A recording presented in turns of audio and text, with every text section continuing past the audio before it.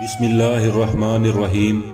ناظرین، جب حضرت آدم علیہ السلام جنت سے زمین پر تشریف لائے تو بارگاہ الہی میں عرض کیا کہ اے اللہ، میں یہاں نہ تو فرشتوں کی تسبیح و تکبیر سن سکتا ہوں اور نہ کوئی عبادت گاہ دیکھتا ہوں، جیسا کہ آسمان میں بیت المعمور دیکھتا تھا جس کے ارد گرد فرشتے طواف کرتے تھے۔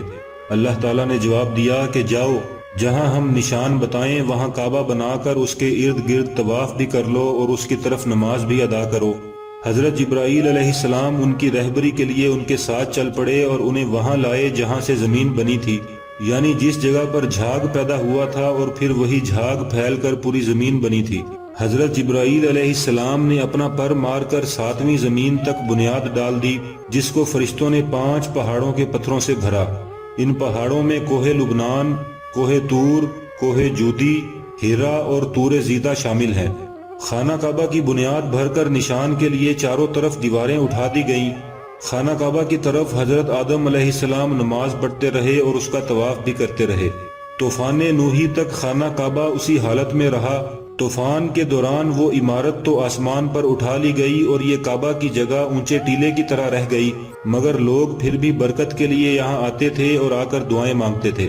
پھر حضرت ابراہیم علیہ السلام کے زمانے تک خانہ کعبہ اسی حالت میں رہا۔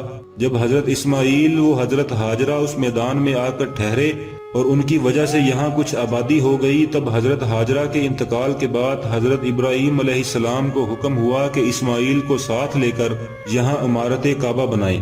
عمارت کی نشانی اس طرح فرمائی گئی کہ ایک بادل کا ٹکڑا بھیجا گیا تاکہ اس کے سایہ سے کعبہ کی حد مقرر کر لی جائے۔ حضرت جبرائیل علیہ السلام نے اس سایہ کی مقدار میں خط کھینچا اور حضرت ابراہیم علیہ السلام نے اس خط پر زمین میں یہاں تک کھدائی کی کہ بنیاد آدم نمودار ہو گئی اور اسی بنیاد پر عمارت بنائی گئی۔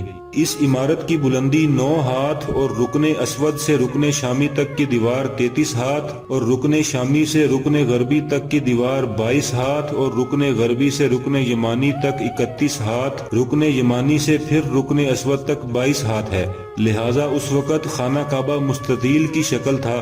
حضرت ابراہیم علیہ السلام نے خانہ کعبہ کے اندر ایک تغار سا بنایا تھا جو مثل خزانہ تھا کہ کعبہ کے لیے جو کچھ بھی نظر اور تحفے میں آئے اس میں رکھ دیے جائیں۔